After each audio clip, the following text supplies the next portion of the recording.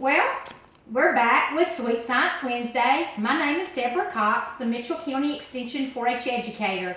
And today we're going to be talking about the intelligent eggs and buoyancy.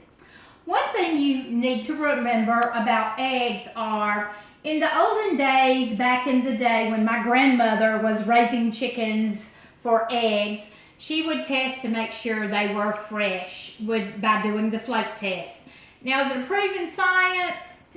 Nobody knows for sure. But the float test goes like this. If an egg sinks, it's fresh. If an egg floats, it's questionable. So you might want to think about going ahead and doing away with it. But today we're going to talk about buoyancy in eggs. Now, I'm not magic or anything. If you think about things floating, think about your body in water and what is happening. Water is pushed aside as the object takes up space that has been occupied by the water, and you can somehow attach a scale to the object. You find it weighted less in water than it weighed on dry land. You also find that a floating body gave a 0 reading on a scale. Water exerts are an upward force called buoyancy that works against the downward force of gravity or weight. Over 2,000 years ago, a Greek named Archimedes investigated buoyancy. He submerged objects in a container that was filled to the brim with water and collected all the water that overflowed. He discovered that the liquid he collected took up the same amount of space in submerged object. Then he weighed the overflow. He found that the weight of the displaced water exactly equaled the weight lost by the object when it was submerged. If the object floated, the weight of the displaced water equaled the weight of the object in the air. So in other words, he found that some liquids have greater buoyancy than others. And if you took the same volumes of fresh water and water containing dissolved material, such as salt or sugar, you'd find the weights weigh less than the solution. Since sugar and water weighs more than an equal amount of fresh water, it has a greater buoyancy. In other words, it can push up the greater force. If you're gone swimming in both salt and fresh water, you've probably noticed you can float more easily in salt water. So today we're going to do a little magic. I have written on both eggs, one says sink and the other says float. We're going to see which does. But first, what I'm going to do is I'm going to add an ingredient to one of my cups, and it is sugar. It says to add 4 tablespoons, but you know, with science experiments, sometimes they work, sometimes they don't, as I've always said before. It's 2, 3, 4. Okay. Take a spoon and stir it up.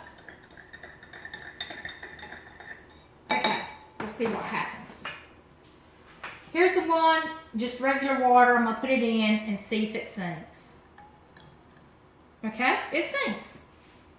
My grandmother would have said that's a good fresh egg. The one that says float, I'm going to drop it in here. Oh, it sunk. It did not float. So this is what I'm going to try. You know, sometimes experiments are what they are. I'm going to add 2 more tablespoons of sugar to my solution. And we're going to see if that helps make this egg float. So see, it says float. We'll see. Oh, yay, it floats. It's because of the sugar that's in there, the reason it's floating. So, like if you're going swimming in salt water, you kind of float. So, and I'm going to show you there's no trick behind either one of these eggs. I'm going to bust them open. See, this was just plain water, and then this was sugar water. Okay? This is my one that said sink, and this is my one that said float. I'm going to take... one that was in plain water, the one in the sugar. This is the plain one.